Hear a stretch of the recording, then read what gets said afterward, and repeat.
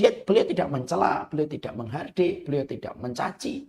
Beliau hanya melengos saja wajahnya. Lalu bermuka masam karena lagi sibuk menyampaikan setiap kalimat yang diharapkan kalimat itu memberi hidayah kepada pembesar-pembesar Quraisy.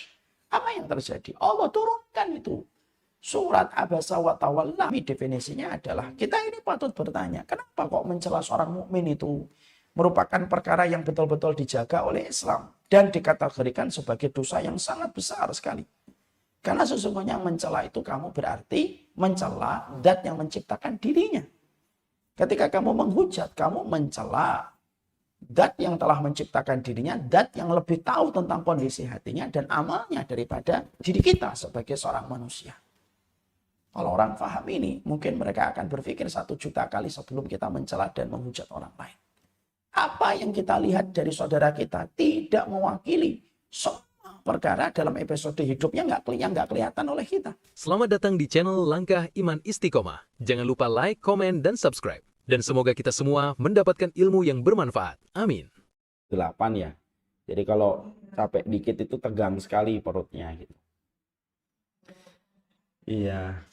Ya, Masya Allah ya. Dan berkah bagi setiap para ibu-ibu luar biasa yang telah melahirkan setiap anak dan keturunannya dari para suaminya luar biasa.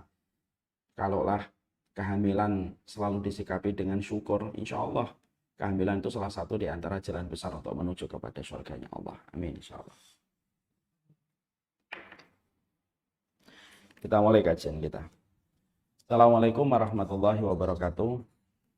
Innalhamdulillah wassalatu wassalamu ala rasulillah wa ala alihi wa sahbihi wa man tabi'ahum bi ihsan ila yaumil qiyamah. Kepada seluruh para santri, kepada seluruh para santriwati, kepada seluruh para penuntut ilmu dimanapun berada, yang semoga Allah memberikan kepada kita kebaikan pada kehidupan ilmu yang kita pelajari. Semoga kita juga mendapatkan kebenaran pada setiap jalan yang kita kaji dan mendapatkan keberkahan di dalam kehidupan kita. Tidak ada yang kita minta kecuali adalah kepada Allah. Dan tidak ada salah satu hal yang penting untuk menjadi proposal doa kita kecuali salah satunya mintalah kepada Allah supaya kita diberikan jalan kebenaran.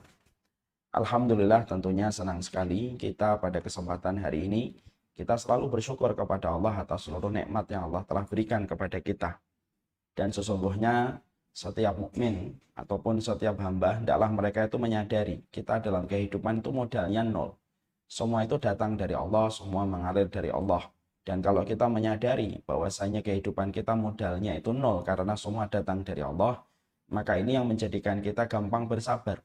Kalaupun ada di antara kehidupan kita mendapatkan ujian, kalaupun ada yang diambil, kalaupun ada yang direnggut, maka kita mudah untuk bersabar. Karena memang kita mulainya modalnya itu dari nol, nothing tulus, tidak ada yang hilang. Karena semua itu memang datang dari Allah dan bukan apa yang kita miliki. Kalaupun kita mendapatkan kenikmatan, tapi kalau kita menyadari bahwasanya hidup kita itu memang modalnya nol dan yang memberikan kenikmatan itu hanyalah Allah, menjadikan kita gampang bersyukur. Sehingga syukur kita bukan syukur yang membebani dengan banyak syarat. Syukurnya tanpa syarat, syukurnya tanpa kondisi tertentu yang menjadikan kita baru bisa bersyukur. Tapi kalau kita menyadari bahwasanya modal kita itu nol, kita dapat nikmat sekecil apapun akan kita syukuri. Karena yang sesungguhnya hilang pada kehidupan kita hari ini adalah menikmati kembali arti kenikmatan yang sudah Allah berikan pada kehidupan kita. Itu yang sekarang menjadi PR besar dalam kehidupan kita, yaitu menghadirkan kembali sukacita pada apa yang telah kita miliki. Biasanya kita berpikir bahwasanya nikmat itu hanya pada barang yang belum kita miliki.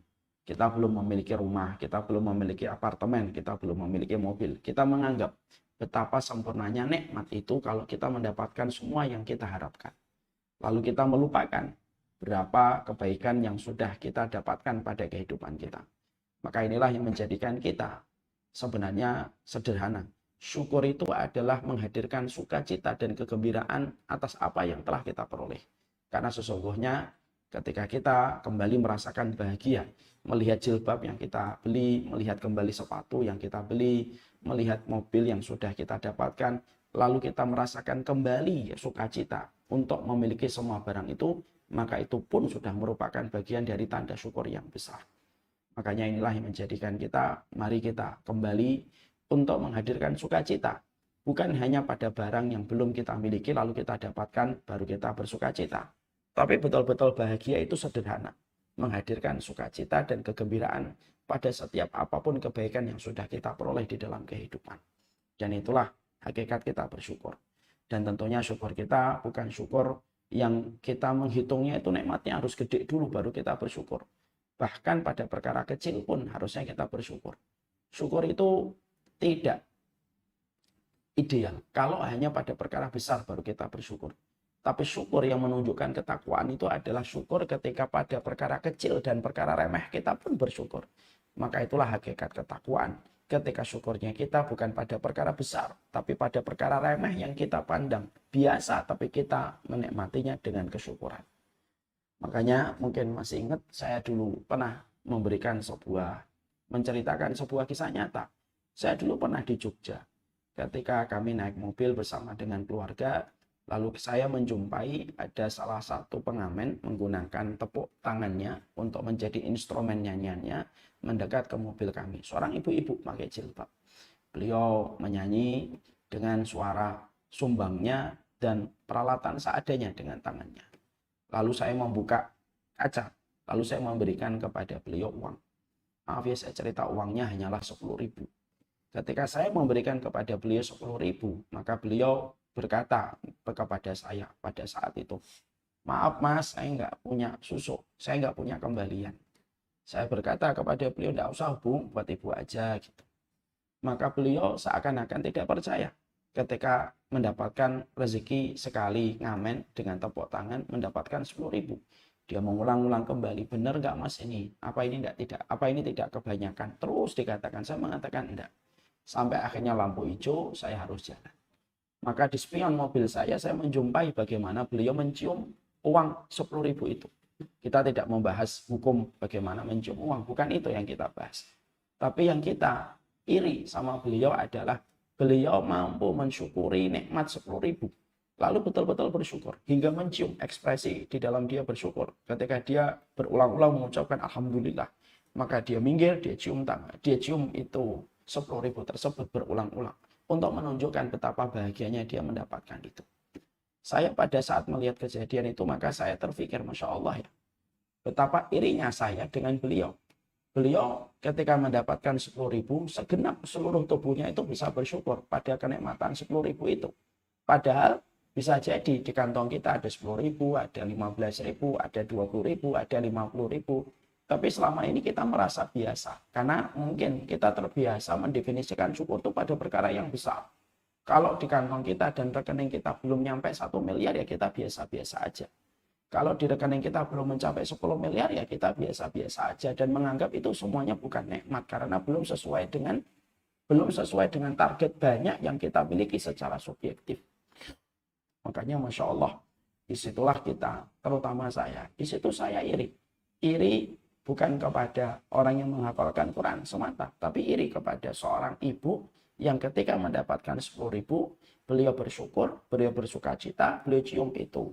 Uang tersebut berulang-ulang menanyakan apakah uang itu tidak berlebihan untuk beliau, minggir di pinggir jalan, dan menghadirkan kesyukuran atas rezeki yang mungkin di kantong kita anggap kecil dan tidak ada harganya. Nah, inilah yang menjadikan kita paham. Luar biasanya kesyukuran itu kalau betul-betul kita realisasikan pada kehidupan. Betul-betul luar biasa kalau kita mengaktualisasi syukur itu setiap waktu dan setiap saatnya. Harusnya pada handphone yang kita miliki, pada makanan kerupuk yang kita konsumsi, sampai pada listrik yang kita nikmati di rumah kita pun harusnya kita syukuri. Tapi ya begitulah manusia, begitulah saya. Kita ini terkadang baru bisa mendatangkan energi kesyukuran ketika mendapatkan nikmat yang banyak. Dan semoga Allah bimbing kita mengkoreksi kesalahan kita bahwasanya syukur itu bukan hanya menunggu yang banyak. Dan syukur itu dimulai menghadirkan kembali kegembiraan pada apa yang dulu kita inginkan dan sudah kita peroleh. Bersyukurlah di balik jilbab yang ibu sudah bisa beli. Yang sekarang ada di lemari. Ada warna biru, ada warna ungu, ada warna hitam. Syukur kembali. Bersyukurlah pada setiap sepatu yang sudah kita kumpulkan. Bersyukurlah kepada barang-barang kitchen set yang sudah kita kumpulkan. Karena sesungguhnya kesyukuran itu dimulai bukan ketika kita mendapatkan apa yang kita inginkan, kita peroleh. Tapi syukur itu dimulai ketika kita merasakan aura kegembiraan ketika melihat barang-barang yang sudah kita peroleh. Semoga Allah memberikan kepada kita kesyukuran tiada batas pada kehidupan kita. Kita pada kesempatan hari ini akan melanjutkan pembahasan tafsir. Ilmu yang paling mulia itu adalah ilmu tentang tafsir. Karena sesungguhnya kemuliaan ilmu tafsir itu setidaknya ada dua alasan. Pertama, objeknya dari ilmu tafsir adalah kalamullah, perkataan Allah. Siapa yang bisa mengalahkan perkataan Allah? Makanya kalau membaca tafsir itu kita sedang berinteraksi kepada Allah secara langsung. Dan interaksi kepada Allah itu merupakan healing terbaik pada kehidupan manusia. Frustasi dan depresi itu biasanya salah satunya adalah karena kita sibuk dengan makhluk tetapi kita tidak pernah sibuk dengan Allah. Makanya tafsir itu apabila kita membaca, apabila kita mentadaburi, maka sesungguhnya tafsir itu merupakan ilmu sangat dahsyat. Ilmu yang menjadikan kita sibuk dengan perkataan Allah dan firman-Nya, dan tidak ada yang mengatakan dan tidak ada yang mengalahkan perkataan Allah. Makanya di dalam salah satu hadis Nabi mengatakan, fa'ina asdaqal hadisi kitabullah. Sebenar-benar perkataan itu perkataan Allah yang tidak ada satupun huruf, bahkan satupun harokat yang salah. Maka itulah betapa mulianya tafsir. Yang kedua yang menjadikan tafsir itu mulia, yaitu adalah karena tafsir itu melahirkan petunjuk. Melahirkan sebuah kisah yang menjadi pelita, menghasilkan sebuah hukum yang menjadi syariat dalam kehidupan kita. Dan memang fungsinya kitabullah, fungsinya Al-Quran itu bukan hanya dibaca untuk diharapkan pahalanya.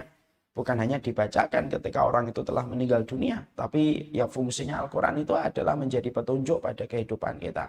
Surat cinta dari Allah kepada setiap manusia supaya manusia tahu kapan dia berdiri, kapan dia berlari, kapan dia bekerja, kapan dia beristirahat. Semuanya itu jawabannya ada di dalam Al-Quran. Dan kita tidak mungkin mengerti jawaban itu kecuali satu. Bagaimana kita mempelajari tafsirnya, takwilnya, interpretasi dari setiap perkataan yang Allah turunkan kepada kehidupan kita sejumlah 30 juz. Nah, itulah yang menjadikan kita paham. Kita mempelajari tafsir surat Al-Humazah. Kita mempelajari surat Al-Humazah. Surat ini merupakan surat Makkiyah. Dia merupakan surat ke-109. Terdiri dari 9 ayat. Al-Humazah sendiri merupakan sebuah kata pada bahasa Arab. Al-Humazah itu artinya mengumpat. Dan kita akan mempelajari Al-Humazah, Wal-Lumazah itu apa? Apa bedanya Humazah dengan Lumazah? Tapi Al-Humazah itu sifatnya adalah orang yang sering mengumpat, orang yang sering mengejek, orang yang sering mencela. Maka sebelum kita membahas satu persatu ayat-ayat yang ada di dalam surat Al-Humazah, yang jumlahnya itu ada 9, kita tentunya harus sadar dulu. Sadarnya kita itu adalah tidak ada satu surat yang Allah mulai dengan kata wailun. Wailun itu adalah kecelakaan. Wailun itu juga merupakan salah satu nama neraka. Salah satu nama neraka itu wail. Maka tidak ada surat di dalam Al-Quran yang jumlahnya 114 dimulai dengan ayat yang mengatakan wailun. Kecuali hanya pada 2 surat. Yang pertama surat Al-Mutaffifin, yang menceritakan tentang kaum yang mengurangi takaran dan timbangan. Yang kedua adalah surat Al-Humazah, surat ke-109 yang akan kita bahas. Kalau kita mendapati ada ulama yang mengatakan Allah tidak pernah memulai satu surat di dalam Al-Quran setelah membaca Bismillah ayat yang pertama dengan kata wailun, kecuali ada di 2 surat yaitu adalah Al-Mutaffifin dan Al-Humazah, memberi arti, memberikan penegasan kepada kita ibu-ibu. Penegasannya itu adalah bahwasanya siapapun yang mengurangi timbangan Al-Mutaffifun dan siapapun yang mereka suka mencela lalu mereka suka menodai, itu merupakan dosa yang sangat besar. Sampai Allah posisikan 2 dosa itu, orang yang suka mengurangi timbangan dan orang yang suka menodai kehormatan, Allah tempatkan mereka pada awal 2 surat dan dimulai dengan kata wailun, kecelakaan, untuk memberi kepada kita sebuah kewaspadaan. Hati-hati ya, kalau kamu sudah masuk kepada ranah mengurangi haknya harta orang lain, itu dosanya besar. Kalau kamu sudah mencela, kalau kamu sudah mengejek, kalau kamu sudah ketika kamu sudah menodai kehormatan, maka hati-hati. Maka sesungguhnya itu merupakan perkara besar di sisi Allah. Sampai Allah Ya, jadikan dosa ini menjadi dosa besar. Maka sampai Allah jadikan dua surat ini dimulai dengan kata wailun, celaka. Untuk menunjukkan kecelakaan siapapun yang berbuat dua perkara ini. Makanya hati-hati. Umar minta hati-hati para ibu. Kalau kita rajin sholat, kita rajin melakukan puasa, kita rajin melakukan ketaatan, tapi seiring melakukan ketaatan, melakukan sunnah, tapi seiring itu pula kita mengurangi haknya orang, kita mengambil harta haramnya orang lain, hati-hati. Maka dosa mengurangi ataupun mengambil harta orang lain secara sepihak dan zalim bisa merusak kehidupan ibadah kita. Sebagaimana ketika kita suka mencela, maka sesungguhnya mencela itu merupakan perbuatan dosa besar. Karena itu merupakan bagian dari sebuah perkara yang sangat dijaga oleh Allah, yaitu adalah kehormatan seorang mukmin yang kita sangat-sangat dilarang untuk mencela kehidupan orang yang beriman. Jadi kita harus paham, para ulama mengatakan Allah tidak pernah memulai dua surat dimulai dengan kata wailun kecuali hanya pada dua surat ini. Surat Al-Mutaffifin dan surat Al-Humazah. Hati-hati kalau sudah berkaitan kehormatan orang, hati-hati kalau sudah berkaitan tentang hartanya orang lain. Ya. Jangan sampai ngambil secara sepihak, jangan sampai ngambil secara zalim, jangan sampai mengambil dengan cara yang tidak hak. Karena harta bisa menggagalkan pun perjalanan manusia menuju kepada surganya Allah. Sekarang mari kita bahas. Yang pertama, wailun. Wailun itu artinya adalah, kita baca dulu ayatnya. Wailun likulli humazatil lumazah alladhi jama'a malahu wa'addadah yahsabu anna malahu akhladah kalla layunbadanna fil hutamah wa ma adraka mal hutamah narullahil muqadah allati tattali'u 'alal afidah innaha 'alaihim mu'sadah fi 'amadin mumaddadah. Ini ayat yang menjadi bagian dari surat Al-Humazah. Berjumlah 9 ayat, diturunkan pada waktu Rasulullah sebelum melakukan perjalanan menuju hijrah ke kota Madinah. Berarti ini merupakan surat Al-Makkiyah. Kata wailun itu menunjukkan merupakan perkara besar. Artinya, ketika Allah menggunakan satu ayat, lalu di dalamnya ada kata wailun, itu menunjukkan bahwasanya perbuatan yang ada setelah Allah menggunakan kata wailun, maka sesungguhnya itu merupakan perbuatan dosa yang sangat dibenci oleh Allah kalau sudah menggunakan kata wailun.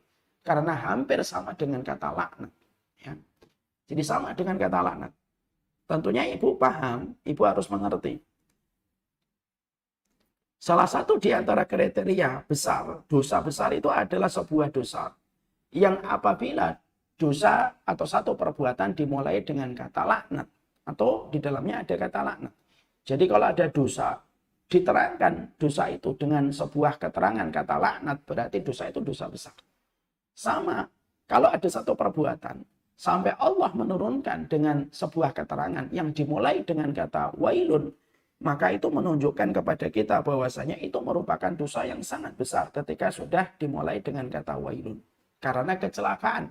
Dan yang mengucapkan kecelakaan itu adalah Allah Subhanahu wa taala untuk memberikan kepada manusia kewaspadaan terhadap sebuah dosa apabila dosa itu dimulai dengan kata wailun.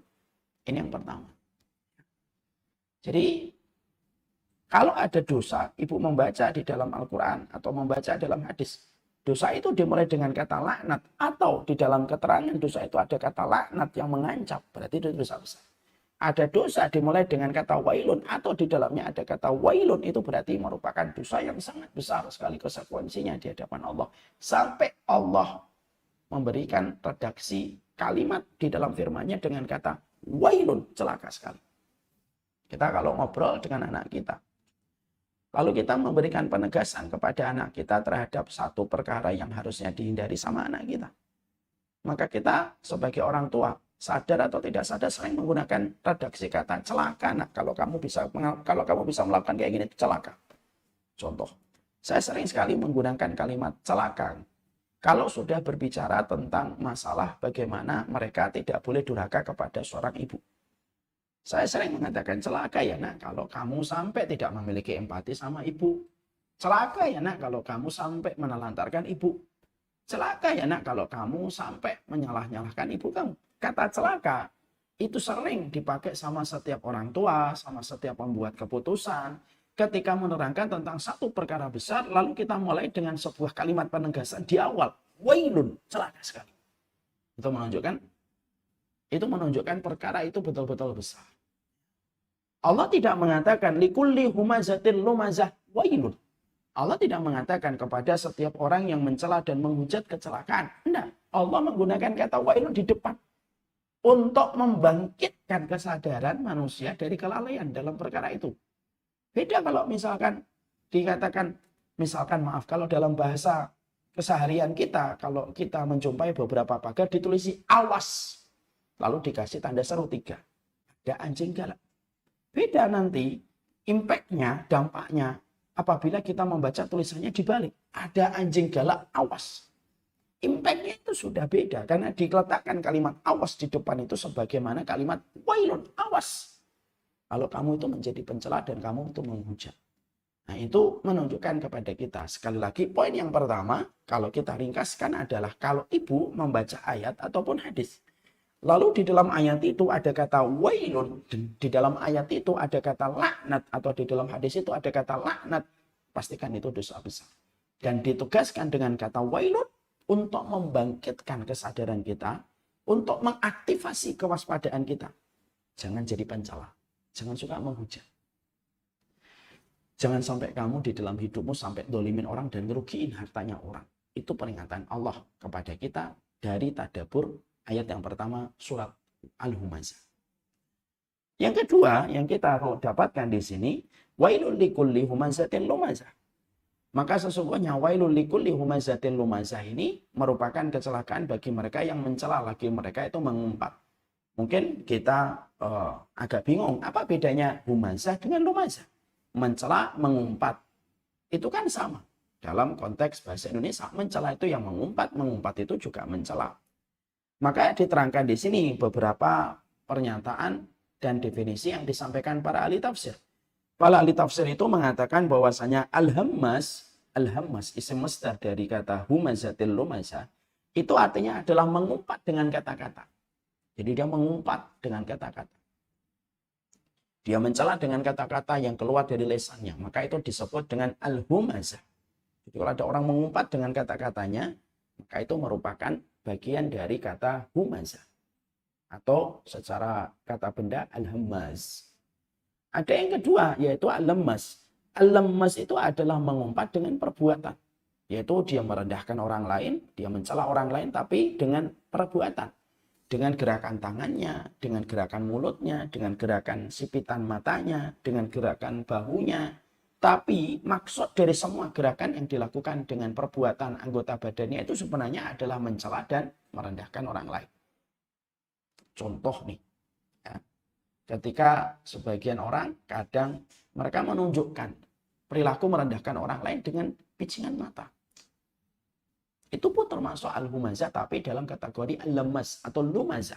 Dia mencela, dia merendahkan orang lain, tetapi dengan perbuatan-perbuatan yang dilakukan oleh anggota badannya. Melengos. Kita begini, terus tangannya mengibas. Itu termasuk al-lumazah. Dan itu sebagian para ahli tafsir menunjukkan perbedaan antara al-humazah dengan lumazah.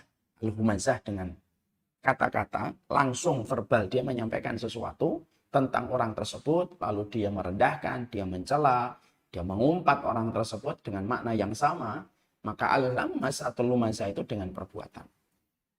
Artinya mereka itu memandang rendah dan meremehkan orang lain. Maka di sini kita mendapati kaitannya pada surat Al-Qalam ayat yang ke-11. Allah menyampaikan hammazim masya'im binamim. Mereka itu suka mencela. Di balik setiap mereka mencela itu mereka meniupkan angin fitnah yang menimpa kepada sebagian orang muslim dengan celaan di mana maksud dari celaan itu adalah menebarkan fitnah. Ibnu Abbas itu memiliki definisi lain. Ibnu Abbas mengatakan al-humazah itu artinya maknanya menghina dan suka mencela. Al-humazah itu mencela dengan tangan dan mata. Ya. Adapun lumazah itu mengumpat dengan lidah. Ini kata Imam Mujahid itu agak berbeda dengan definisi yang pertama. Kalau yang pertama, al-humazah mengumpat dengan kata-kata. Kalau lumazah itu mengumpat dengan perbuatan. Kalau Imam Mujahid dibalik. Al-humazah itu mengumpat dengan tangan, mengumpat dengan mata. Adapun lumazah itu mengumpat dengan lidah atau dengan mulutnya. Dari pengertian keberagaman yang disampaikan oleh para ahli tafsir, maka sebenarnya perbedaan di dalam interpretasi makna al-humazah dan lumazah itu bukan perbedaan secara kontradiktif, tapi sifatnya adalah menunjukkan keragaman. Berarti begitulah yang dinamakan dengan al-humazah dan lumazah. Sama-sama mencela, sama-sama melaknat. Gemar mencela dan gemar melaknat. Tapi al-humazah, sebagian ulama mengatakan al-humazah itu mencela dengan lisan mereka, dengan mulut-mulut mereka yang kotor. Adapun lumazah itu mencela dan melaknat seseorang itu dengan perbuatan. Itu poin yang kedua. Poin yang ketiga yang kita peroleh pada ayat yang pertama itu menunjukkan kepada kita bahwasanya termasuk di antara perkara besar itu adalah ketika di setiap perkara tuduhan yang ditujukan kepadanya. Jadi seorang muslim itu secara netral, mereka itu terjaga dari segala macam tuduhan. Maka sesungguhnya nilai seorang mukmin itu, kehormatannya itu sangatlah mahal. Karena yang paling mahal dari kehormatan seorang mukmin itu adalah kehormatan dirinya dan kehormatan darahnya, kehormatan hartanya. Termasuk yang paling penting yang Allah sangat jaga itu kehormatan dirinya. Sehingga ketika seorang muslim, dia itu makhluknya Allah. Kalau seseorang itu merendahkan, kenapa merendahkan itu merupakan perkara dosa besar, Ustaz? Ketika menghujat itu perkara dosa besar. Ketika mencela itu perkara dosa besar. Kita harus tahu dulu. Karena sesungguhnya ketika mencela, menghujat, menodai kehormatan orang. Kenapa itu terkategori pada dosa besar? Karena ketika kita mencela, merendahkan orang, menodai kehormatannya, kamu sedang mencela Rabb dan zat yang menciptakan makhluk yang kamu cela itu. Makanya terkategori pada dosa besar. Ya. Jadi misalkan kita mengatakan, saya melihat dia itu begini.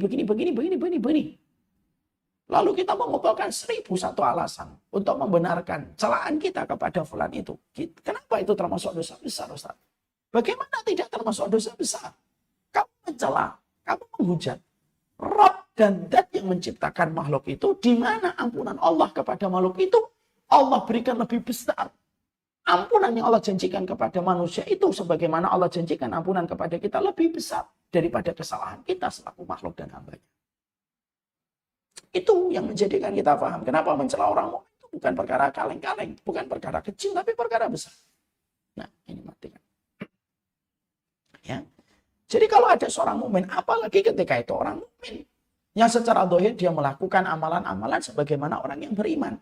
Dia sholat di masjid, dia mungkin membayar zakat, dia membayar sedekah, dia melaksanakan haji dan umroh. Secara zahirnya dia muslim melakukan kewajiban-kewajiban pokoknya sebagai seorang hamba. Lalu kita cela, lalu kita rendahkan, maka pada dasarnya kamu sedang mencela Rabb yang menciptakan dia. Lalu kamu mencela apa yang dilakukan, di mana apa yang kamu cela. Itu sangat-sangat terbuka kemungkinan kebaikan yang dia miliki mungkin lebih besar daripada perkara yang kamu cela dari dirinya. Ya. Makanya tidak mengherankan kalau Rasulullah SAW beliau pernah bermuka masam kepada Abdullah bin Umi Maktum.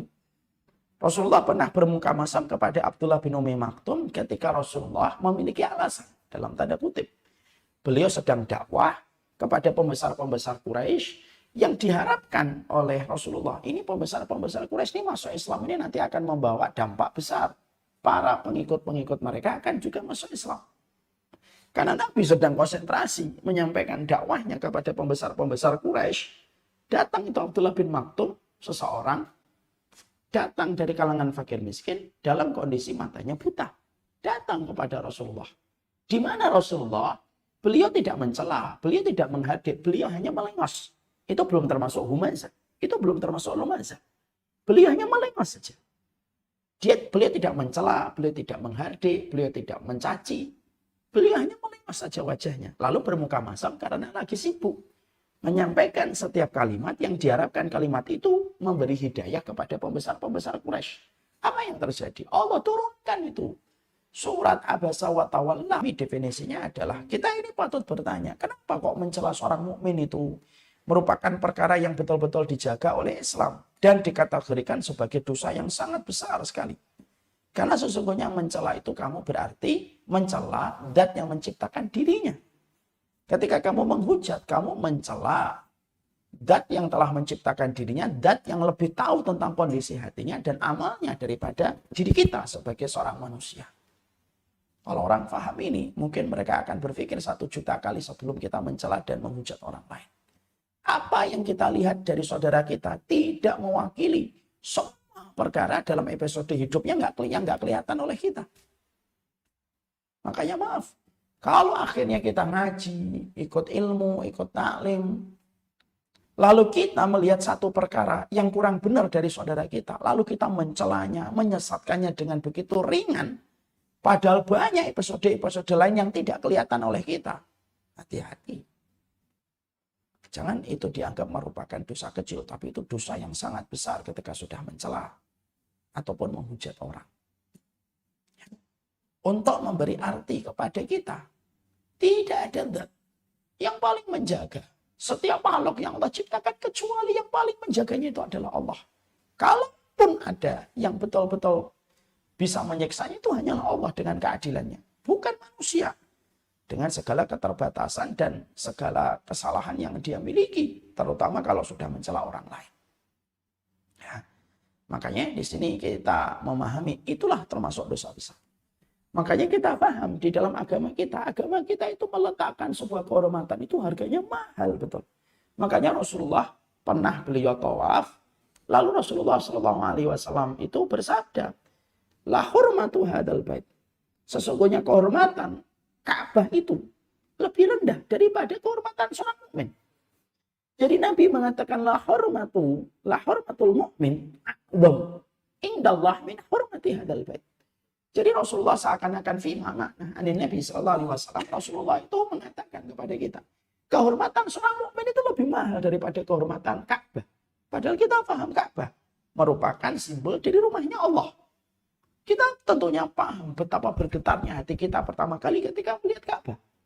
Kita tentunya paham energi keimanan yang dimiliki ketika setiap orang itu melakukan haji dan umrah ketika pertama kali melihat Ka'bah. Ya, Ka'bah itu hal yang besar, betul. Agung, memiliki nilai keimanan dan histori yang luar biasa ada di dalam hati kita. Tapi sebesar itu kita mencintai Ka'bah, sebesar itu kita mengagungkan Ka'bah. Nabi menyampaikan kepada kita, wa innalah hurmatal mu'min min hormati hadzal bait. Sesungguhnya kehormatan mukmin itu lebih mahal daripada kehormatan Ka'bah ini. Lah untuk memberikan kepada kita, mari buka mata, mari buka hati kita. Jangan gampang-gampang punya alasan merendahkan orang lalu kita mencari pembenaran ketika kita itu mencela dan merendahkan orang. Karena apa? Karena itu perkara yang mahal di sisi Allah. Dan zat yang telah menegaskan untuk menjaga setiap kehormatan itu Allah langsung. Makanya semangatnya di dalam Islam itu menjaga kehormatan. Semangat Islam itu menjaga kehormatan. Ya. Setidaknya saya akan menyampaikan kepada ibu-ibu 2 dalil pada poin yang ketiga ini. 2 dalil bahwasanya Islam itu sangat menjaga kehormatan. Tidak ada satu agama yang paling detail di dalam menjaga kehormatan supaya tidak ada orang gampang mencela dengan mulutnya, tidak gampang mencela dengan tangannya. Bahwasanya itu merujuk kepada satu makna yang hak. Tidak ada agama yang paling menjaga kehormatan seorang mukmin kecuali itu Islam. Kecuali itu Islam. Dalilnya apa, Ustaz? Dalil yang pertama. Kita tentunya paham kalau ada orang yang melakukan perzinahan. Kalau ada orang yang melakukan perzinahan. Melakukan perzinahan itu merupakan salah satu dosa besar. Itu adalah melakukan perzinahan. Maka ketika ada seseorang itu melakukan perzinahan, maka kita tidak bisa gampang untuk mengatakan seseorang itu berzina. Sampai kita harus mendatangkan 4 saksi untuk membenarkan tuduhan kita kepada orang lain bahwasanya dia itu melakukan perzinahan. Jadi kalau ada dalam hasanah ilmu fikih. Jadi kalau ada seseorang Kalau ada seseorang, dia melihat ada pasangan laki-laki dan perempuan masuk ke satu tempat, satu kamar hotel. Maka dia melihat aktivitas yang dilakukan di dalam kamar hotel itu. Maaf ya, ini sebagai contoh, mereka sudah saling membuka baju dan mereka akhirnya melakukan perzinahan. Kalau yang melihat itu cuma satu orang ini tidak bisa lari menuju kepada qadhi, kepada hakim, mengatakan saya telah melihat laki-laki dan perempuan ini berzina. Maka secara hukum syariat, maka sang hakim akan berkata, kamu punya alat bukti, kamu punya bukti atau saksi mata selain dirimu atau tidak. Dan kita butuh 4 orang. Selain dirimu, kita butuh tambahan 3. Kalau yang satu ini tidak bisa memberikan tambahan saksi mata yang melihat kejadian itu, maka ini yang akan terkena hukuman. Dia akan terkena takzir, dia akan kena peringatan dengan hukuman. Kenapa? Kenapa harus 4 orang saksi? Mari kita mencoba untuk merenungi. Kenapa untuk membuktikan orang itu berzina butuh 4 orang saksi?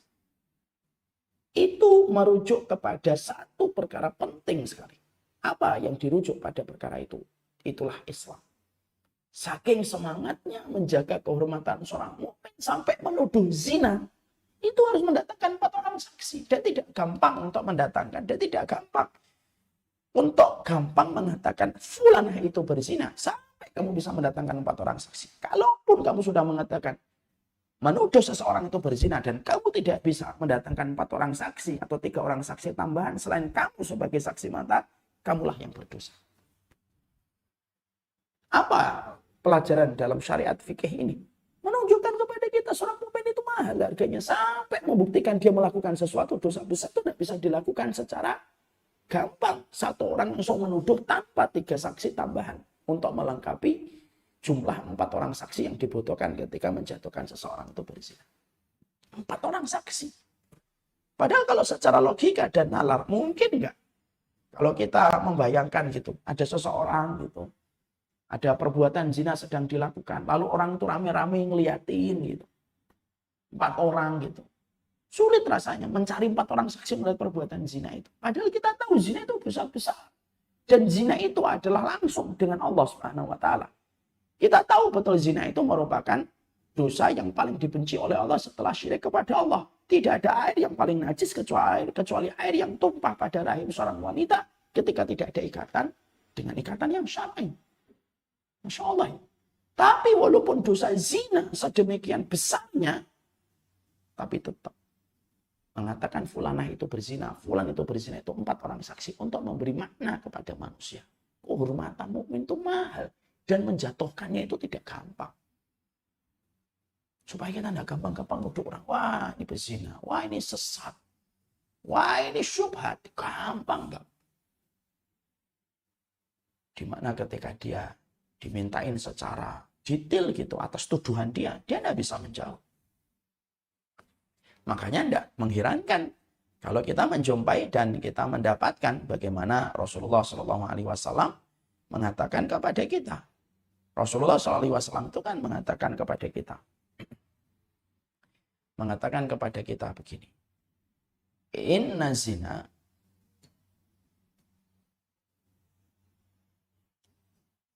Rasulullah SAW itu mengatakan kepada kita, sesungguhnya zina itu memiliki 72 pintu. Isnani, saya lupa matan hadisnya. Zina itu memiliki 72 pintu. Fa'inna adnaha, yang paling ringan dari dosa zina itu, kata Rasulullah, sebagaimana ketika kamu berzina dengan ibumu. Itu dosa zina yang paling ringan. Loh, yang paling gede dari dosa yang zina itu apa? Yang paling gede artinya yang nomor 72, bid'un wa sab'una baban. Bid'un wa sab'una baban 72 sampai 79. Karena bid'un itu merupakan kata dalam bahasa Arab untuk merujuk kepada nominal 2 sampai 9. Maka kalau yang paling besar dari dosa zina nomor 72 atau 79 itu sebagaimana kamu melanggar kehormatan sholat. Berarti dosanya zina itu lebih ringan daripada ketika menodai kehormatan seorang mukmin. Makanya kalau ada di antara ibu-ibu ngaji, saya ngaji, lalu setelah itu kita mencela banyak orang setelah kita ngaji, kita harus bayangkan dan harus kita pikirkan betul. Nggak main-main itu. Dosa ketika menghujat dan menodai kehormatan orang mukmin itu jauh lebih parah daripada dosa zina. Tanpa menafikan dosa zina itu sendiri begitu buruk di sisi Allah. Jadi itu merujuk kepada kita tentang satu makna. Luar biasa. Kehormatan seorang mukmin itu mahal. Makanya kalau kita akan menetapkan hukum, kapan kita berpuasa, lalu kita bertanya, lalu kita membutuhkan saksi untuk melihat hilal, untuk memastikan besok puasa atau tidak, cukup satu saksi. Pada aktivitas ketika kita akan memulai aktivitas puasa, kita hanya membutuhkan satu saksi.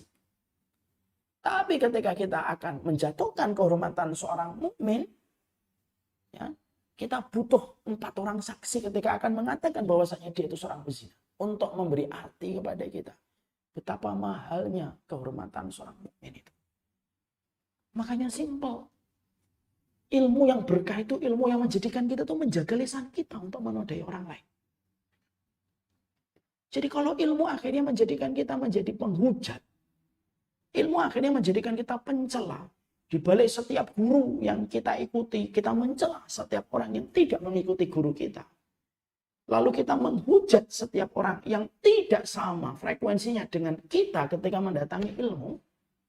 Kita ini khawatir, jangan-jangan ilmu kita tidak barokah kalau kita hanya menjadi pencela dan menjadi penghujat. Dan akhirnya setiap kita sudah membenci orang karena orang itu tidak satu frekuensi dengan kita. Kalaupun melakukan kebaikan, kita remehkan. Apalagi melakukan kesalahan. Mau melakukan kebaikan aja sudah nggak ada artinya kok di hati kita, apalagi melakukan kesalahan. Padahal disitulah kita paham, kita ngerti betul. Kehormatan seorang mukmin itu mahal betul. Jadi kehormatan seorang mukmin itu sangatlah mahal sekali. Makanya dosa kalau sudah berkaitan tentang kehormatan, tidak gampang diampuni oleh Allah. Tidak segampang dosa yang tidak ada hubungannya dengan kehormatan seorang mukmin. Kalau kita bertobat dari dosa khamr, maka lebih mudah. Kita bertobat, kita meninggalkan khamr itu, kita menyesali, kita sholat tobat 2 rakaat. Maka kita bertobat kepada Allah dengan sungguh-sungguh. Disusul dengan penyesalan besar atas khamr yang telah menjadi kebiasaan kita. Insya Allah, semua akan diampuni. Kalau dosa itu adalah dosa antara kita dengan Allah. Tapi kalau dosa itu berkaitan tentang kehormatan seorang mukmin, tidak gampang dihapus. Dan begitu sulit untuk bertobat dari dosa kalau sudah berkaitan tentang kehormatan seorang mukmin. Apa itu? Kamu harus mencari ridho dari orang yang kamu pernah jatuhkan kehormatannya. Sampai dia memberikan ridho, baru urusan kamu dengan dirinya selesai. Kalau tidak selesai di dunia, harus diselesaikan di akhirat. Ya. Makanya kita kalau ada yang bertanya, ghibah itu salah satu di antara dosa yang berkaitan tentang kehormatan orang. Karena ghibah itu juga bagian dari mencela dan merendahkan orang sampai dia menyampaikan keburukan orang yang mereka jadikan objek ghibah. Ghibah itu kalau tobat dari dosa ghibah, apakah cukup istighfar? Tidak bisa. Cukup bagi kita untuk salat taubat 2 rakaat? Tidak cukup. Terus gimana? Datang sama orang yang kamu gibahin, kamu minta keridhaan kepadanya atas ghibah yang pernah kamu berikan kepadanya. Dan itu kamu harus bertanggung jawab full dan penuh kepada Allah. Jadi kamu harus bertanggung jawab penuh kepada dirinya bahwasanya kamu mendapatkan keridhaan darinya. Barulah urusan kamu dengan dirinya selesai dan tidak lagi berlanjut dalam kehidupan di akhirat. Ini loh yang kita harus pahami.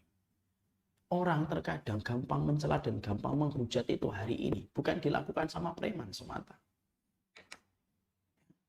Tapi hampir mayoritas juga dilakukan sama orang yang terkadang mereka sudah ngaji ketika gampang mencela orang dan gampang menghujat orang. Makanya sampai kan kita mendapati betapa mencela itu merupakan perkara besar. Bahkan mencela saudara kita yang berbuat keburukan aja nggak boleh. Jelas-jelas berbuat dosa aja nggak boleh kita mencela. Itu menunjukkan kepada kita betapa besarnya arti celaan di dalam kehidupan. Ya, bahkan mencela pun di dalam kehidupan seorang mukmin itu sampai kita mencela orang yang melakukan dosa pun tidak diperbolehkan. Makanya kita mendapati satu riwayat kan, jangan kamu cela saudaramu ketika melakukan dosa. Kalau kamu menghujatnya, mencelanya ketika dia melakukan dosa, maka demi Allah, tidaklah kamu mati kecuali kamu akan diuji dulu dengan dosa itu, sebagaimana kamu mencela saudaramu dengan dosa itu. Dan bisa jadi kamu pun tidak selamat dari dosa itu, sebagaimana saudara yang kamu celah dengan dosa itu. Ya, Masya Allah ya.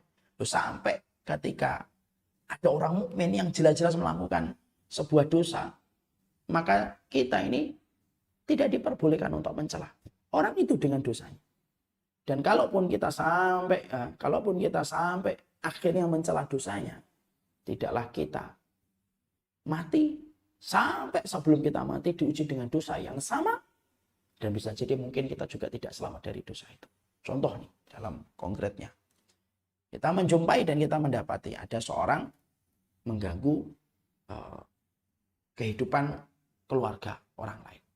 Dia dosa besar, iyalah namanya itu merupakan sebuah perbuatan yang melampaui batas. Dia menggoda keutuhan keluarga. Dia menjadi pelakor, misalnya yang hari ini tren dengan kata pelakor, perebut laki orang. Lalu dia mencela, walaupun perbuatan itu dosa, lalu dia mencelanya.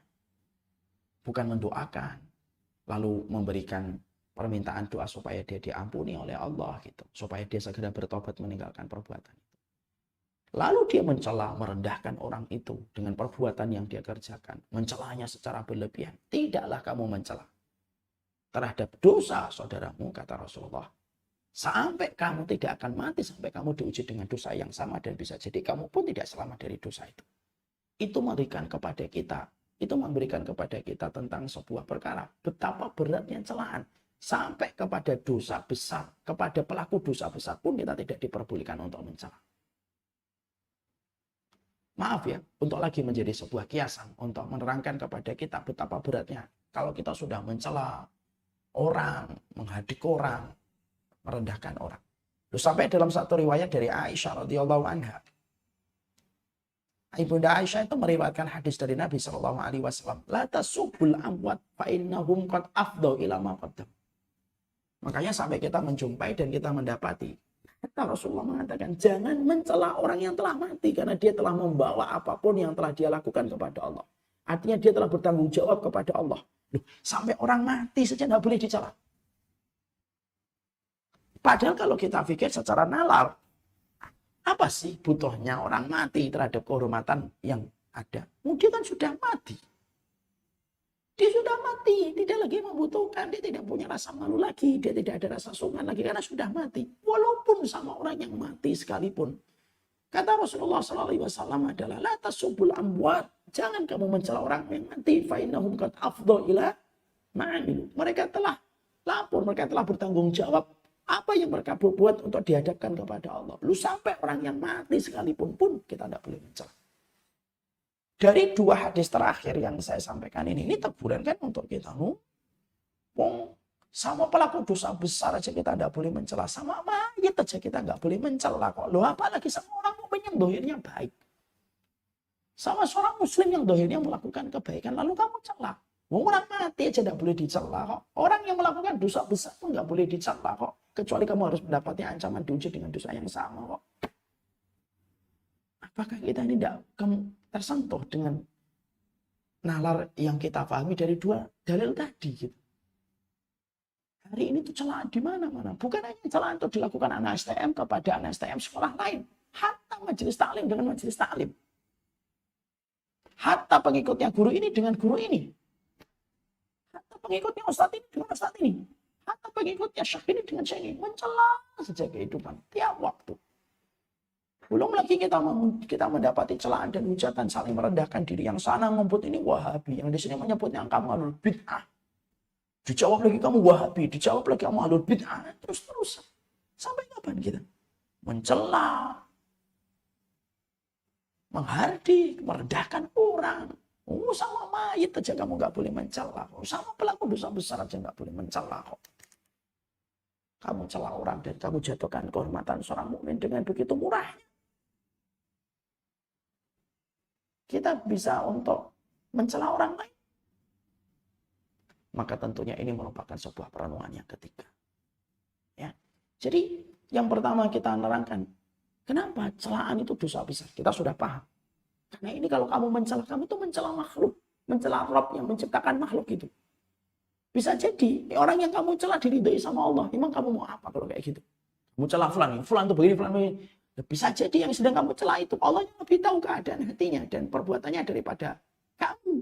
Dan bisa jadi dia yang lebih utama di sisi Allah. Apa enggak kita aneh itu mencela orang yang ternyata yang kita cela itu di sisi pencipta itu lebih mulia daripada kita. Kan bingung nanti kita di hadapan Allah. Kamu mencela fulan ini ya. Kamu tahu nggak fulan ini melakukan ini dalam kehidupannya untukku. Coba siapin jawaban kita gitu. Gara-gara ngaji kita mencela fulan itu begini. Terus ternyata dia punya kedudukan di sisi Allah yang nggak kelihatan oleh mata kita. Kan kita orang bodoh. Kita ini kan matanya terbatas. Terus tiba-tiba nanti dihadapkan Allah. Lu kamu celah padahal dia punya ini dan melakukan ini di dalam kehidupannya kepadaku. Apa yang menjadikan kamu mencela? Apa enggak bingung kita? Maksimal nanti di hadapan Allah sudah ditanya bukti-buktinya. Ya, jangan mencela. Orang hari ini mencela di media sosial itu bisa dikenakan pasal ITE. Itu pemeriksaannya bisa berjam-jam dari pagi jam 9 sampai sore. Itu hanya ketika mencela di media sosial. Lu apalagi di hadapan Allah kelak. Yang hisabnya Allah itu jauh lebih rumit daripada pemeriksaan apapun yang kita pernah temukan di dunia. Yang kedua, kita membedakan bagaimana humazah dan lumazah itu berbeda. Humazah itu dengan mulut. Lumazah itu ya dengan tangan, kaki, mata kita merendahkan. Yang ketiga yang kita harus paham, yaitu adalah yang kita harus mengerti. Yang ketiga itu apa? Betapa besarnya agama kita menjaga kehormatan. Ya, betapa besarnya agama kita menjaga kehormatan. Maka setelah kita mempelajari 1, 2, 3, maka yang berikutnya, biasanya manusia itu mencela apa saja. Dan termasuk celaan apa yang betul-betul termasuk pada kategori sebuah dosa. Ada beberapa celaan-celaan yang kita harus paham. Bukan hanya kepada orang mukmin, ada celaan kepada binatang, nggak boleh. Yaitu kepada ayam jantan, ada celaan kepada angin. Nanti kita bahas satu persatu.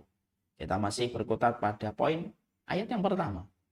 Betapa dahsyatnya celaan dalam kehidupan kita di hadapan Allah. Marilah kita merenung. Siapapun yang pernah kita cela, saya ataupun ibu kita mungkin pernah terpeleset mencela orang. Bayangkan, bisa jadi dia lebih mulia di sisi Allah atas apa yang tidak kita lihat dengan mata kita. Janganlah ikut-ikutan gitu, gampang-gampang mencela orang. Ngaji-ngaji aja lah. Kita ngaji sesuai dengan kitabullah dan sunnah sesuai dengan pemahaman salafus salih. Sudah, fokus di situ. Tidak usah fokus mencela orang. Dan tidak usah kita jadikan agama sebagai dalih pembenaran untuk mencela setiap orang. Terus kalau mencela lalu gara-gara kamu ikut satu ngaji yang kamu katakan itu berilmu dan sunnah, lalu akhirnya celaan itu menjadi boleh gitu. Terus atas nama kita lagi ngaji sunnah, lalu kita boleh mencela orang, lalu celaan itu berubah jadi ibadah gitu. Celaan mah tetap celaan, hujatan tetap hujatan. Rasulullah mulai saja diingatkan oleh Allah, apalagi orang semacam kita. Heran sekali kita hari ini. Kalimat hujatan dan celaan itu bukan hanya laris di antara preman, STM, atau orang-orang di warung kopi yang tidak pernah ngaji. Tapi bahkan sama orang yang ngaji pun banyak mencela dan banyak menghujat orang. Hanya karena tidak sama dengan apa yang mereka pelajari. Kalimat-kalimat yang sering kita jumpai di media sosial adalah kalimat Wahabi dijawab Ahlul Bid'ah, kalimat Ahlul Bid'ah dijawab Wahabi, kalimat Ahlul Bid'ah bodoh-bodoh, goblok, nggak pakai ilmu, dijawab lagi dengan Wahabi terus. Ya apa kita nyaman sih dengan kondisi yang semacam ini terus-menerus? Makanya kalau saya ditanya, Ustaz, memiliki manhaj salaf atau tidak? Ya saya tanya ulang sama yang bertanya, apa definisi salaf? Kalau definisi salaf itu artinya merujuk kepada kitabullah dan sunnah, lalu merujuk kepada pemahaman para sahabat dengan dalil-dalil sahih yang kita ambil tanpa kita menghujat setiap orang yang mungkin berbeda pendapatnya dengan kita. Ya kita insya Allah ingin supaya kita menjadi bagian dari salaf. Dan biar Allah yang menilai apakah kita betul-betul salaf atau tidak. Dan tidak usah kita mensucikan diri kita adalah kita yang paling salaf dalam kehidupan kita bertolabul ilmi. Tapi kalau artinya salaf itu artinya kalau kamu ngaji sama ustadz ini kamu berarti salaf. Kalau kamu ngaji sama ustadz ini kamu salaf. Kalau pendapat ini yang kamu ambil berarti kamu salaf. Kalau kamu nggak ngambil pendapat ini kamu bukan salaf. Kamu alul bid'ah. Ya maaf, ya saya nggak mau jadi salaf kayak gitu. Nah, inilah yang menjadikan kita paham hari ini. Wailul likulli humazatil lumazah. 3 poin besar. Kenapa menghujat dosa besar? Karena yang kamu hujat adalah ciptaannya Allah. Dan Allah lah yang paling tahu tentang seluruh kehidupannya daripada kita selaku manusia. Bedakan antara humazah dengan lumazah. Yang ketiga, semangatnya Islam itu menjaga kehormatan sangatlah besar. Kalaulah Ka'bah kehormatannya lebih rendah daripada kehormatan seorang mukmin, cukup bagi kita berpikir 1 juta kali kalau sudah bicara tentang kehormatan orang. Wallahu a'lam bishawab. Ini part yang pertama pada kesempatan kita hari ini. Insya Allah nanti kita akan teruskan part yang kedua bersama dengan komunitas kajian Nizamiyah. Semoga Allah memberikan keberkahan di dalam setiap urusan kita. Barakallahu fiik, saya serahkan kepada Ibu. Alhamdulillah, kita kalau bisa kita atas kemudian hari ini bahwa beberapa mazhab dan mazhab ini menjadi sesuatu yang sangat berat ternyata dan tidak cukup dengan bertobat dari saya kasih pertanyaan, kalau saya bacakan. Silakan Ibu. Assalamualaikum. Udah lama sekali ya kita nggak ke Nizamiyah ya. Iya Pak Ustaz. Iya. Nanti kalau jadi kita yang harus dapat Pak Ustaz. iya insya Allah. Ya moga-moga dalam waktu ke depan kapan-kapan sesekali kita nanti datang offline ke Nizamiyah. Tapi mungkin sesekali Nizamiyah saya undang ke kantor kita kajian offline karena sudah banyak satu persatu majelis taklim yang kita undang merasakan aura tempatnya seorang guru yang mungkin selama ini mereka mengaji bersama dengan kita dan menjadi keluarga dalam ilmu gitu. Dan mungkin satu waktu kalau berkenan ibu-ibu Nizamiyah kalau tidak salah belum pernah datang secara utuh ya. Kalau secara personal sudah pernah datang. Tapi kalau secara official iya. Iya kalau betul. Kalau secara official dari majelis taklim kelihatannya belum pernah datang. Nanti kapan-kapan kita undang Ibu supaya kita betul-betul bukan hanya sekedar normatif. Guru menyampaikan materi, setelah itu selesai. Tapi kita juga harus saling menjadi keluarga, saling mengerti, saling memahami. Setidaknya kalau ada masalah-masalah yang mungkin dimiliki oleh komunitas Nizamiyah, mungkin saya bisa setidaknya minimal mendoakan. Atau setidaknya para jamaah, para murid, para santriwati juga tahu apa sih programnya Ustadz yang menjadi visi ke depannya. Ini saatnya mengupgrading interaksi kita, bukan hanya sekedar normatif antara guru dengan murid kayak SMP. Pokoknya guru menyampaikan materi selesai, tapi mungkin kita harapkan semoga betul-betul menjadi keluarga di antara belantara ilmu. Insya Allah. Ya. Siap, insya Allah. Nantikan undangannya dan jangan sampai tidak datang. Ya. Ya, Pak Ustaz. Saya lanjut. Jadi pertanyaan nomor 1. Assalamualaikum Pak Ustaz. Kalau bukan mencela tapi mendoakan supaya orang itu mendapat balasan atau azab dari Allah, boleh tidak? Saya sebagai orang yang dizalimi. Coba dibuka surat Asy-Syura Ibu. Ayat ke-40. Surat ke-42.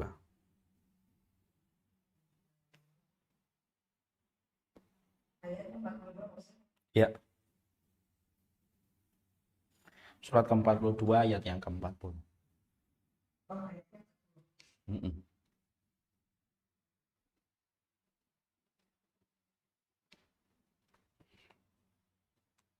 Dibacakan Pak Ustaz. Artinya aja Ibu. Ya.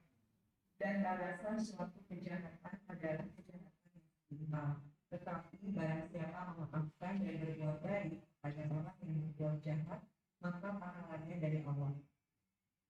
Sungguh dia tidak menyukai orang lain. Allah menyampaikan kepada kita pada awal surat Asy-Syura ayat ke-40, surat ke-42, wa jazaa'u sayyi'atin sayyi'atun misluha.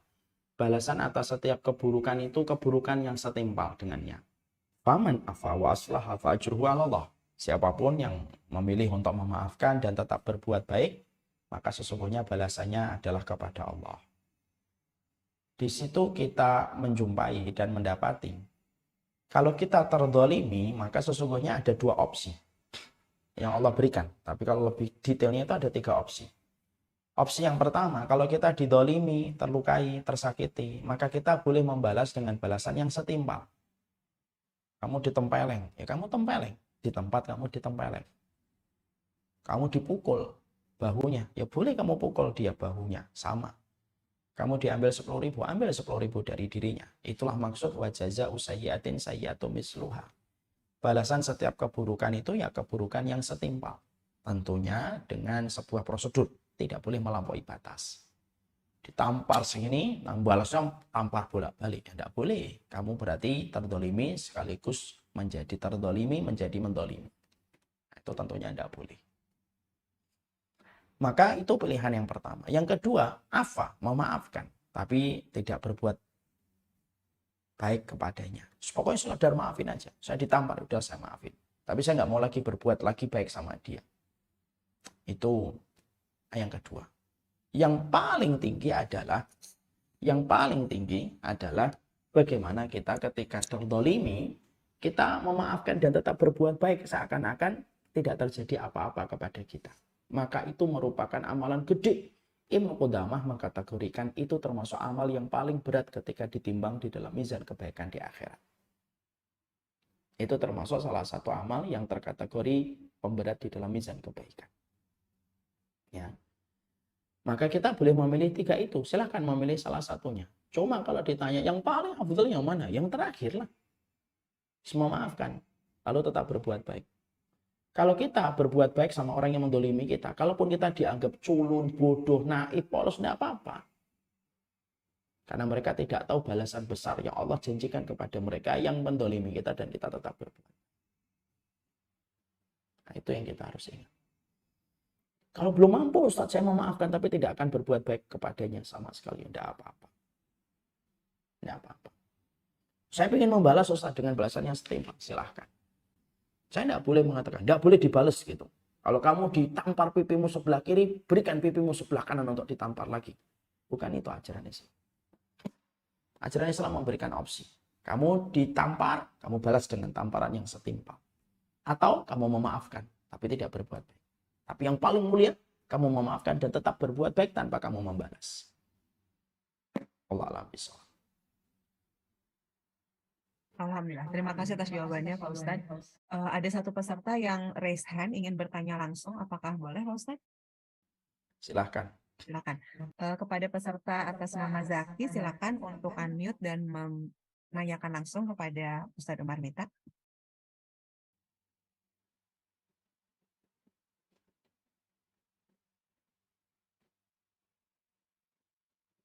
Assalamualaikum. Mas Zaki tadi ya. Apakah sudah siap? Tidak ada ya.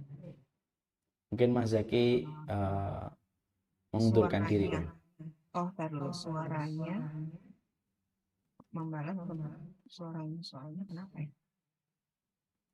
Tidak bisa di-unmute ya? Mas Zaki? Sambil menunggu Mas Zaki, saya membacakan pertanyaan berikutnya, Pak Ustadz. Ya, Assalamualaikum Ustadz. Berarti kalau kita sedang marah, tidak sengaja berkata, misalnya, astagfirullah anak mama bandelnya luar biasa. Ini termasuk mengumpat. Cara tobatnya meminta ridho Gimana Om? Maaf. Kalau misalnya kita sedang marah, tidak sengaja berkata kepada anak, astagfirullah anak mama bandelnya luar biasa. Ini termasuk mengumpatkah? Cara tobatnya dengan meminta ridho dan maaf kepada anak, apakah cukup? Ya kalau apakah itu mengumpat, saya lebih condong itu nggak mengumpat, tapi itu merupakan bagian dari sebuah kemarahan. Walaupun yang paling baik memang adalah kalau kita merasa perkara itu mengiris hati kita, setelah kita marah, kita nyesal, itu sebenarnya adalah perkara yang sebenarnya itu merupakan perkara yang sejatinya itu memang harusnya tidak kita lakukan. Maaf ya, Umuk saya tanya nih. Sering nggak kita kadang marah, tapi Tidak usah menunggu 1-2 jam, kita udah nyesel atas kemarahan kita sama anak. Betul atau tidak? Betul Pak Ustadz. Nggak usah sejam Pak Ustadz. Kadang Nggak beberapa usah menit sejam. Pak. Iya. Beberapa menit setelah itu kan kita, ya Allah gitu. Itu kan sebenarnya sudah dikasih deteksi, sudah dikasih detektor sama hati kita kan. Bahwasanya apa yang kamu lakukan itu salah, sama anak itu ya sabarlah gitu. Karena ternyata detektor hati kita itu sudah ngasih tahu kepada kita. Detektor hati kita itu langsung ngasih tahu kepada kita. Kamu nyesel. Udah putus 1 jam, 15 menit, 10 menit sudah langsung nyesel kita. Lihat anak kita diem, langsung mojok, nangis, tutupin bantal, langsung ya Allah. Ya tapi ya kita gitu itu, kita ini karena lemahnya kita pada penguasaan kendali emosi, kita sering mengulang terus kalimat ataupun kemarahan itu. Kalau ditanya dosa atau tidak dosa, kan dosa itu kan mahaka fi nafsika. Dosa itu adalah apa yang membuat kamu itu bimbang, apa yang membuat kamu sedih, itu kan termasuk sebuah dosa.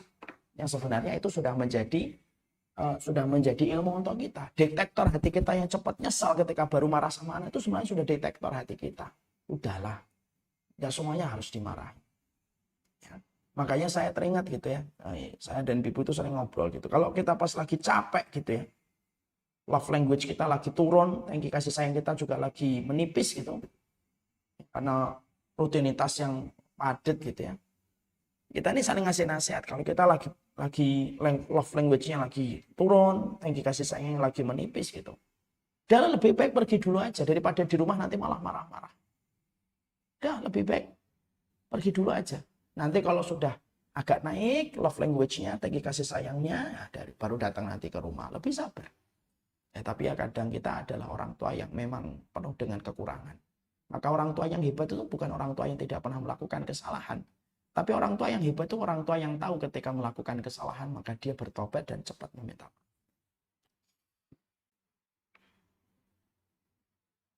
Iya, oke.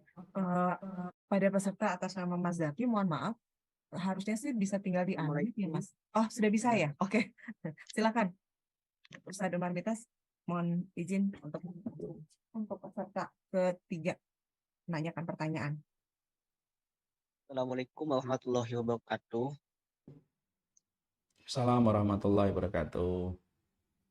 Bagaimana melihat keadaan Mas Zaki tinggal di mana? Iya. Baik. Mas Zaki tinggal di mana? Tinggal di Serang, di Banten. Oh, Masya Allah. Yes. Ya, gimana pertanyaan Mas Zaki? Zoom meeting sama Ustadz Bakhtiar Nasir biasa tadabbur kalau malam. Ya. Gimana Mas Zaki? Assalamualaikum. Ya. Bagaimana cara kita melihat keadaan sekarang yang ada kedoliman ini, itu bagaimana ya untuk masyarakat ini, apakah kita harus menghindari kedoliman atau kita harus bertindak untuk membalasnya? Kebanyakan sekarang kan banyak yang membalas di komentar, apa membalas ikut-ikutan atau bagaimana? Terima kasih. Pertama gini, kalau kita sebagai pihak yang terdolimi, ada perkara yang kita harus pahami Mas Zaki. Satu, bisa jadi kalau kita terdolimi kita ini tidak boleh merasa bersih bahwasanya seakan-akan kita tidak pernah mendolimi orang. Bisa jadi kedoliman yang kita peroleh ya, itu juga merupakan bagian dari kedoliman kita sama orang lain yang tidak kita sadari. Supaya kita ini supaya lebih bijak, lebih wise ketika kita menghadapi satu episode pahit ketika kita didolimi. Dan supaya kita tidak selalu memakai narasi sebagai korban, saya korban. Nabi Yusuf itu merupakan seorang nabi yang terdolimi terus-menerus. Tapi yang membuat kita kagum sama kehidupan biografinya Nabi Yusuf itu apa? Nabi Yusuf itu tidak pernah selalu menggunakan narasi bahwasanya beliau itu korban. Ya beliau tetap terima itu setiap kedoliman yang beliau dapatkan. Dan beliau tidak pernah membalas kedoliman yang pernah berlaku kepada dirinya beliau. Itu yang pertama. Yang kedua, kita harus paham. Orang yang jauh lebih baik daripada kita dan sempurna dan tidak ada kesalahan itu pun tidak lepas dari kedoliman. Ya. Rasulullah, apa kekurangan beliau? Beliau itu maksum, beliau terjaga. Tidak ada satu kesalahan kecuali langsung diingatkan oleh Allah. Bimbingannya langsung dari Allah. Melalui perantara bernama malaikat Jibril. Itu pun tidak lepas dari kedoliman yang beliau peroleh sepanjang hidupnya. Karena memang Kita tidak bisa memaksakan kondisi dan keadaan bahwasanya angin selalu bertiup segar, angin selalu tenang, menyegarkan untuk kita. Terkadang angin yang datang itu betul-betul sporadis, yang bisa memporak-porandakan apapun yang kita peroleh. Kita kan nggak pernah bisa untuk mengatur kapan apa angin yang datang pada kehidupan kita. Kita pengennya angin yang datang itu angin sepoi-sepoi yang menghilangkan tetesan keringat di tubuh kita. Tapi terkadang yang datang itu angin besar yang bisa menerbangkan apa saja. Itulah kehidupan. Kalau Rasulullah sendiri saja tidak pernah lepas dari kedoliman demi kedoliman yang beliau peroleh, padahal beliau adalah orang yang berhati paling bening, berhati paling mulia. Loh, apalagi cuma kita, manusia biasa di akhir zaman. Itu yang kedua. Yang ketiga, kalau kita terdolimi ini sebenarnya bisa merupakan sarana kita untuk meraih surganya Allah. Sadar atau tidak sadar. Abu Dhamdham itu seorang sahabat Nabi Shallallahu Alaihi Wasallam. Beliau merupakan sahabat Nabi ketika beliau ingin berinfak. Dia tidak punya harta untuk berinfak dan bersedekah. Maka unik yang dilakukan Abu Dhamdham. Abu Dhamdham itu berkata, aku infakkan. Siapapun yang mendolimi diriku, aku ridhoi. Kalaupun mereka mendolimi diriku. Sebagai bentuk sedekah saya di jalan Allah. Artinya, apapun kita bisa rubah menjadi sebuah energi kebaikan untuk kita. Kalau sampah saja bisa didaur ulang untuk menjadi komoditi yang bisa kita manfaatkan kembali. Itu sampah. Itu sampah. Apalagi ketika kita mendapatkan episode-episode pahit. Bukankah Nabi Yusuf mampu merubah episode pahit yang beliau rasakan menjadi sebuah kegembiraan di kehidupan masa mendatang? Kita kan tidak pernah tahu berapa banyak orang yang terdolimi, tapi justru dengan kedoliman yang dia dapatkan, dia mendapatkan hikmah terbaik pada hidupnya. Ada orang laki-laki ataupun perempuan, dia terdolimi sama calonnya. Sudah direncanakan semuanya begini gitu. Qadarullah tidak jadi, dibatalkan secara sepihak. Tapi justru karena dibatalkan, kita mendapatkan episode yang jauh lebih baik daripada bersama dengan orang itu. Kita tidak pernah tahu. Kita juga tidak pernah tahu. Bisa jadi ada orang yang terdolimi, tapi justru menjadi milestone dan menjadi batu loncatan kebaikan dia. Salah satu pemilik restoran, dia dipecat di kantornya. Keluar dari kantor, akhirnya dia merintis bisnis kuliner. Tapi justru sukses bisnis kulinernya. Dan dia berkata, kalau saya tidak difitnah di kantor, mungkin saya tidak akan pernah merintis bisnis kuliner. Artinya, semua perkara itu bisa kita dapatkan insight positifnya. Tergantung kita hatinya. Hati kita ini mau nggak menjadi mesin produksi untuk mengubah hitam menjadi putih, untuk merubah sampah menjadi komoditi yang bisa dipergunakan, diredus kembali. Kalau mesin aja bisa mengubah sampah menjadi komoditi yang dimanfaatkan kembali, hati kita ini lebih mampu untuk merubah setiap episode pahit menjadi sesuatu yang baik. Selalu ada setiap kebaikan. Karena agama ini itu tidak pernah habis memberi materi kepada kita untuk memberikan kebaikan pada setiap apapun kondisi yang tidak baik. Kamu tertancap duri, ada sebuah insight dari agama kita, menggugurkan dosa.